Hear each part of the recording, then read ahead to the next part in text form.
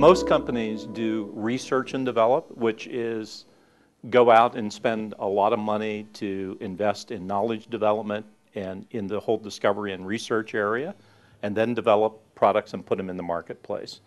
What Connect and Develop does, and it's a bit of a play on words, it's the idea that rather than inventing everything yourself, what we're talking about is getting very clear on how you're going to move the needle with the consumer or the customer, and importantly, figuring out how to connect with the rest of the world with assets, ideas, other companies, inventors, entrepreneurs globally, so that you can bring new value, bring new innovations.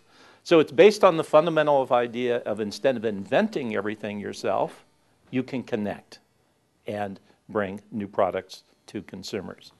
So in the year 2000, Procter was faced with a difficult challenge. It was faced with not really growing its top line at the rate that it needed to. It had a drop in its share price, one of the first big drops ever.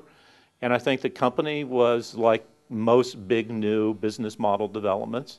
The company was ready, willing to consider some new business models. Okay. And so one of the things that I was asked to do is pretty much take a blank sheet of paper and ask the fundamental question: in what changes, in what way can we fundamentally recreate our innovation business model to create significant new sources of growth and profitable growth for our consumers, shareholders, and so on? One of the things that I did was I went out and I talked to over 20 companies. And I said, what are the fundamental issues that you have? And one of the fundamental issues is, if you looked at the growth in revenue for companies, it was on one slope, and the growth in the investment being made in innovation and new science and technology was on a higher slope. Okay. Well, when you've got two slopes like this, it doesn't take a genius to figure out you don't have a sustainable business model. Okay.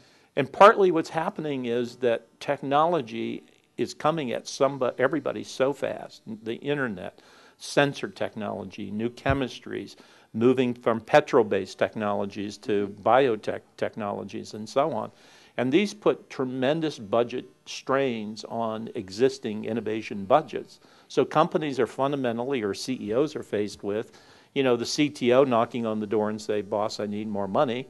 Or we risk our brands and we risk our profitable franchises unless we get on with the new technology. Think about the car industry in terms of how the propulsion systems are moving from diesel and gas to electric.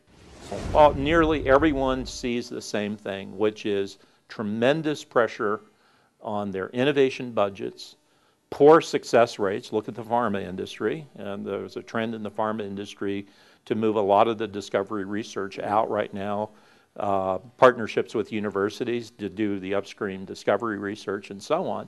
And what you see going on here is that companies really trying to fundamentally rethink the economic proposition of research and develop, okay, and to get onto a more successful model. And in the case of Procter & Gamble, we moved from less than 10% of our products. Procter puts roughly about 250 major innovations a year in the marketplace.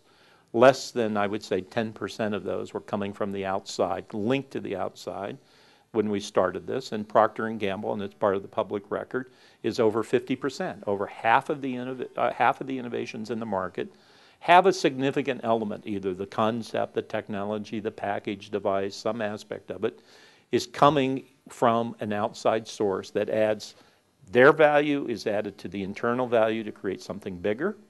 And often they, Procter and our clients, we're looking for ready-to-go things. So things that might be small, they may be sitting small in a marketplace in Japan that can be grown up to be a big idea for the rest of the world. So the risk changes and the whole economics of the whole approach changes.